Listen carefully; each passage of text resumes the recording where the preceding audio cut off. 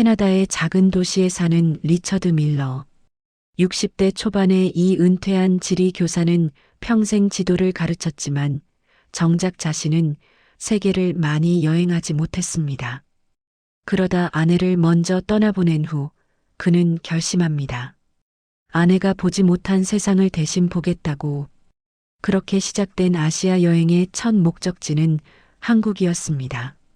하지만 그 선택은 특별한 이유가 있어서가 아니었습니다. 단지 가장 저렴한 항공권이 한국행이었을 뿐입니다. 그는 기대도 계획도 없이 인천공항에 발을 디뎠습니다. 그저 경유지 정도로 생각했던 이 나라에서 그는 예상치 못한 무언가를 마주하게 됩니다. 안녕하세요. 저는 리처드입니다. 지금부터 들려드릴 이야기는 제가 한국에서 경험한 놀라운 일들입니다. 솔직히 말씀드리면 저는 한국에 대해 아는 게 거의 없었습니다. K-팝도 드라마도 본 적 없었고요. 그냥 비행기 표가 싸서 갔을 뿐입니다. 하지만 그 선택이 제 인생을 완전히 바꿔놓을 줄은 몰랐습니다. 인천공항에 도착했을 때 첫 느낌은 깨끗하다였습니다. 공항이 이렇게 넓고 정돈될 수 있다는 게 신기했죠. 하지만 그것보다 더 낯선 건 주변 사람들이었습니다. 모두가 빠르게 걸었고 한글로 된 간판들은 마치 암호 같았습니다. 저는 가방을 끌며 생각했습니다. 여기서 며칠만 머물다가 태국이나 베트남으로 가야겠다고요. 한국은 그냥 스쳐 지나갈 곳이라고 생각했습니다. 공항에서 나와 지하철역을 찾았을 때 저는 조금 당황했습니다. 표지판은 영어도 병기되어 있었지만 제가 어디로 가야 할지 확신이 서지 않았거든요. 그때 한 젊은 남성이 다가와 영어로 물었습니다. 도움이 필요하세요? 저는 호텔 주소를 보여줬고 그는 친절하게 노선을 알려줬습니다. 심지어 제가 탈 플랫폼까지 걸어가며 안내해줬죠. 감사합니다라고 했더니 그는 미소 지으며 천만에요라고 했습니다. 그 순간 저는 생각했습니다. 아, 이 나라 사람들은 친절하구나. 지하철을 탔을 때 또 한 번 놀랐습니다. 차량이 정말 깨끗했고 시간이 정확했습니다. 하지만 가장 인상 깊었던 건 사람들의 모습이었습니다. 아무도 큰 소리로 떠들지 않았고 모두가 자기 자리에 조용히 앉아 있었습니다. 노약자석은 비어 있었고 젊은 사람들은 스마트폰을 보거나 책을 읽었습니다. 이 질서정연한 분위기가 낯설면서도 편안했습니다. 창밖으로 보이는 서울의 야경은 빛나고 있었고 저는 창문에 비친 제 얼굴을 보며 중얼거렸습니다. 여기 생각보다 나쁘지 않네. 호텔에 도착해서 짐을 풀고 침대에 누웠을 때 저는 문득 아내를 떠올렸습니다. 그녀라면 이 깨끗한 거리와 친절한 사람들을 좋아했을 것 같았습니다.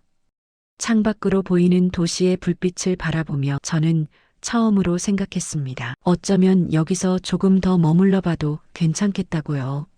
하지만 그건 시작에 불과했습니다. 다음 날 아침 저는 호텔 근처를 산책하기로 했습니다. 골목길을 걷다 보니 작은 시장이 나왔는데 그곳에서 할머니 한 분이 채소를 팔고 계셨습니다. 저는 한국어를 할 줄 몰라서 손짓으로 토마토를 가리켰고 할머니는 웃으며 토마토 한 봉지를 건네주셨습니다. 제가 돈을 내려고 했더니 할머니는 손을 저으며 서비스라고 하셨습니다. 저는 깜짝 놀라 영어로 정말이요? 라고 했더니 할머니는 알아듣지 못했지만 계속 웃으며 고개를 끄덕이셨습니다. 그날 오후 저는 명동 거리를 걸었습니다. 사람들로 북적였지만 이상하게도 혼란스럽지 않았습니다. 모두가 자기 길을 가면서도 서로를 배려했습니다. 횡단보도에서는 신호를 지켰고 에스컬레이터에서는 한쪽으로 서서 급한 사람이 지나갈 수 있게 했습니다. 저는 캐나다에서도 이런 질서를 본 적이 있지만 한국의 질서는 뭔가 달랐습니다. 규칙을 지키면서도 따뜻함이 느껴졌달까요? 길을 걷다가 한 노부부를 봤습니다. 할아버지가 무거운 짐을 들고 계셨는데 한 젊은 남성이 다가가 짐을 대신 들어드렸습니다. 할머니는 고마워요라며 환하게 웃으셨고 청년은 괜찮습니다라며 건물 입구까지 짐을 옮겨드렸습니다. 저는 그 장면을 보며 가슴이 뭉클했습니다. 이런 작은 친절이 일상처럼 일어나는 곳이구나. 저녁에 호텔로 돌아가는 길, 지하철에서 한 젊은 여성이 자리를 양보하는 걸 봤습니다. 노인이 타시자 바로 일어나서 자리를 내어드린 겁니다. 노인분은 괜찮다고 손을 저었지만 여성은 미소 지으며 앉으세요라고 했습니다. 저는 그날 일기장을 꺼내 이렇게 썼습니다. 이 나라는 질서 속에 따뜻함이 있다. 시스템이 사람을 지배하는 게 아니라 사람이 시스템 속에서도 따뜻함을 잃지 않는다. 셋째 날 아침 호텔 창문을 열었을 때 저는 깜짝 놀랐습니다. 도시 한가운데 고층 빌딩들 사이로 거대한 산 능선이 보였던 겁니다. 북한산이라고 했습니다. 저는 지리교사 출신이라 지형에 관심이 많았는데 이렇게 큰 도시 중심부에 이런 산이 있다는 게 믿기지 않았습니다. 로비에서 만난 한국인 직원에게 물었더니 등산하세요라고 권했습니다. 그래서 저는 북한산 등산을 결심했습니다. 등산로 입구에 도착했을 때 이미 많은 사람이 산을 오르고 있었습니다. 놀라운 건 70대로 보이는 어르신들도 경쾌하게 산을 오른다는 점이었습니다. 저는 평소 운동을 좋아하는 편이지만 그분들의 걸음을 따라가기가 쉽지 않았습니다. 한 할아버지는 등산 스틱을 짚으며 저를 지나쳐 가시면서 화이팅이라고 말씀하셨습니다. 저는 그 말이 응원이라는 걸 알고 웃으며 감사합니다라고 했습니다. 중간쯤 올라갔을 때 한 무리의 등산객들이 쉬고 있었습니다. 그들은 김밥을 먹고 있었는데 저를 보더니 손짓으로 같이 먹으라고 했습니다. 저는 처음엔 사양했지만 그들이 계속 권해서 결국 한 줄을 받아 먹었습니다. 그 맛이 정말 좋았습니다. 간단하지만 정성이 느껴지는 맛이었죠. 저는 맛있다라고 엄지를 치켜 세웠고 그들은 박수를 치며 웃었습니다. 정상에 올랐을 때의 경치는 말로 표현할 수 없을 만큼 아름다웠습니다. 서울 전체가 한눈에 보였고 도시와 자연이 조화를 이루는 모습이 장관이었습니다. 저는 그곳에 앉아 한참을 바라봤습니다. 이 나라 사람들은 왜 이렇게 건강하고 활력이 넘치는지 알 것 같았습니다. 자연과 도시가 공존하고 사람들이 자연을 즐기는 문화가 있으니까요. 하산하면서 저는 생각했습니다. 이 나라는 도시이면서 자연이다. 나흘째 되는 날 저는 경복궁에 가려고 지하철을 탔습니다. 그런데 환승역에서 길을 잘못 들어 영 다른 노선을 탔습니다. 당황했지만 이상하게 불안하지는 않았습니다. 왜냐하면 3분 후에 다시 반대 방향 열차가 왔거든요. 저는 다시 타고 올바른 방향으로 갔고 결국 경복궁에 무사히 도착했습니다. 그날 저는 한국의 대중교통 시스템에 완전히 감탄했습니다. 지하철, 버스, 택시 모두가 정확하고 효율적이었습니다. 시간표가 거의 분 단위로 맞아떨어졌고 노선도는 영어로도 잘 표기되어 있었습니다. 심지어 버스 정류장에는 실시간으로 버스 도착 시간이 표시되었습니다. 저는 이게 얼마나 대단한 일인지 알고 있었습니다. 많은 나라에서 대중교통은 혼란스럽고 예측 불가능하니까요. 오후에는 강남 지역을 가려고 버스를 탔습니다. 그런데 제가 어디서 내려야 할지 몰라 걱정하고 있을 때 옆에 앉은 젊은 여성이 제 표정을 보고 어디 가세요? 라고 물었습니다. 저는 호텔 이름을 보여줬고 그녀는 스마트폰 번역기를 켜서 삼정거장 후에 내리세요라고 알려줬습니다. 그리고 정류장이 다가오자 어깨를 톡톡 두드려 알려줬습니다. 저는 정말 감사합니다라고 했고 그녀는 즐거운 여행 되세요라고 웃으며 손을 흔들었습니다. 저녁에 호텔로 돌아오는 길 저는 일기를 썼습니다. 이 나라의 교통 시스템은 단순히 효율적인 게 아니다. 그 안에 사람의 배려가 숨어 있다. 길을 잃어도 괜찮다는 안정감, 누군가 도와줄 거라는 신뢰, 그것이 이 시스템의 진짜 힘이다. 저는 점점 한국이라는 나라가 궁금해졌습니다. 닷새째, 호텔 로비에서 만난 한국인 친구가 저를 야구장에 초대했습니다. 솔직히 저는 야구를 그리 좋아하지 않습니다. 캐나다에서도 가끔 하키 경기는 봤지만 야구는 지루하다고 생각했거든요. 하지만 그의 열정적인 권유에 거절할 수가 없었습니다. 잠실 야구장에 도착했을 때 저는 압도당했습니다. 수만 명의 관중이 응원가를 부르고 북을 치고 깃발을 흔들었습니다. 이건 야구 경기가 아니라 축제였습니다. 제 옆자리 아저씨는 치킨과 맥주를 먹으며 저에게도 한 조각을 건넸습니다. 같이 먹어요라고 하시면서요. 저는 정중히 받아 먹었고 그 맛이 정말 환상적이었습니다. 경기가 진행되면서 저는 응원 문화에 완전히 빠져들었습니다. 모든 사람이 하나가 되어 팀을 응원했고 득점이 날 때마다 환호성이 터졌습니다. 심지어 저도 모르게 일어나서 손뼉을 치고 있었습니다. 주변 사람들은 외국인인 제가 응원하는 걸 보고 박수를 쳐주고 엄지를 치켜 세웠습니다. 경기가 끝나고 나올 때 저는 친구에게 말했습니다. 이건 단순한 스포츠가 아니야. 사람들이 같은 꿈을 응원하는 거야. 공동체의 열정이 느껴져. 친구는 웃으며 그래서 우리가 야구를 사랑하는 거죠라고 했습니다. 그날 저는 한국 사람들의 열정과 단합력을 온몸으로 느꼈습니다. 그리고 이런 에너지가 이 나라를 발전시킨 원동력이라는 걸 깨달았습니다.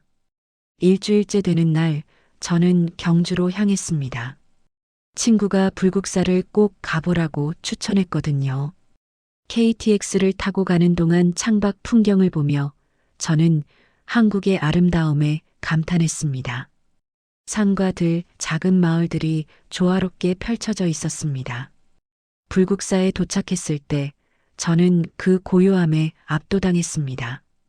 사찰의 고즈넉한 분위기, 나무 사이로 들려오는 바람소리, 멀리서 들리는 풍경소리, 모든 것이 평화로웠습니다.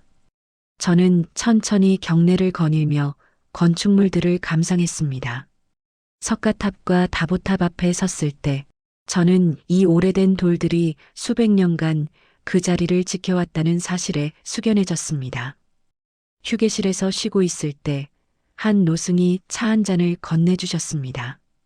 저는 놀라 감사합니다라고 했고 스님은 영어로 천천히 말씀하셨습니다. 길을 찾지 않아도 됩니다. 그냥 걸으면 됩니다.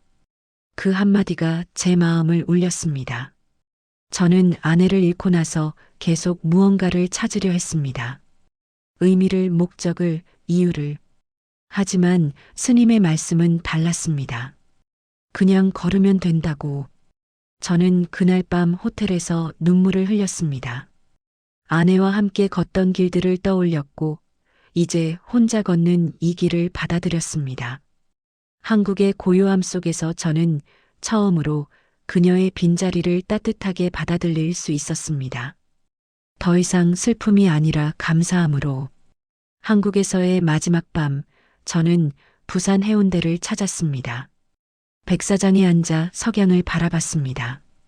하늘은 붉게 물들어갔고 파도 소리는 마음을 차분하게 했습니다. 저는 지난 열흘을 떠올렸습니다. 아무 기대 없이 왔던 이 나라에서 저는 너무나 많은 것을 경험했습니다. 질서 속의 따뜻함, 도시 속의 자연, 정확한 시스템 속의 배려, 열정적인 응원 문화, 그리고 고요한 평화.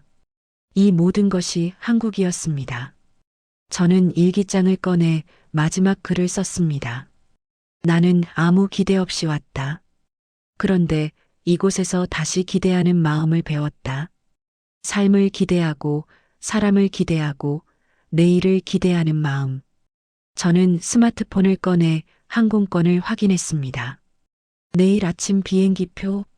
저는 잠시 고민하다가 결정을 내렸습니다. 그리고 항공사 앱을 열어 비행기표를 취소했습니다. 대신 한 달 더 머물 수 있는 숙소를 예약했습니다. 제게는 아직 한국에서 더 경험하고 싶은 것들이 있었습니다. 해가 완전히 지고 어둠이 내렸을 때 저는 일어나 해변을 걸었습니다. 제 발자국이 모래 위에 찍혔고 파도가 그것을 지워갔습니다. 저는 웃었습니다. 그냥 걸으면 된다고 했던 스님의 말씀처럼 저는 그냥 걷고 있었습니다. 그리고 그것으로 충분했습니다. 한 달 후, 저는 인천공항에 다시 서 있었습니다. 이번엔 떠나기 위해서. 하지만 제 마음은 한 달 전과 완전히 달랐습니다. 가방 속에는 한국에서의 추억이 가득했습니다. 사진, 기념품, 그리고 무엇보다 마음속 깊이 새겨진 경험들. 탑승 게이트로 가는 길에 저는 잠시 멈춰 한국 국기를 바라봤습니다. 태극기. 그 단순하면서도 아름다운 디자인. 저는 그 깃발이 상징하는 것들을 이제 알았습니다. 조화, 균형, 그리고 끊임없는 발전. 비행기에 앉아 창밖을 보며 저는 생각했습니다. 이 나라는 작지만 사람의 마음은 큽니다. 좁은 땅덩어리지만 품어주는 따뜻함은 무한합니다. 빠르게 변화하지만 전통을 잊지 않습니다. 현대적이지만 인간적입니다. 제 사진첩을 넘기며 저는 미소 지었습니다. 북한산의 능선, 잠실 야구장의 열기, 불국사의 고요함, 해운대의 석양. 모든 순간이 소중했습니다. 마지막 페이지에 저는 이렇게 적었습니다. 코리어 체인지드 미 콰이어틀리, 디플리. 한국은 나를 조용히 그리고 깊이 변화시켰다. 비행기가 이륙했습니다. 서울이 점점 작아졌지만 제 마음속 한국은 더 커져만 갔습니다. 저는 창밖을 보며 다짐했습니다. 반드시 다시 돌아오겠다고. 그리고 이번에는 더 오래, 더 깊이 이 나라를 경험하겠다고. 캐나다로 돌아가는 길, 저는 평화로웠습니다. 아내가 보지 못한 세상을 봤고 그 세상은 제게 다시 살아갈 이유를 줬습니다. 한국이라는 작은 기적의 나라가 저를 치유했고 다시 꿈꿀 수 있게 했습니다. 저는 눈을 감으며 속삭였습니다. 고맙습니다, 한국.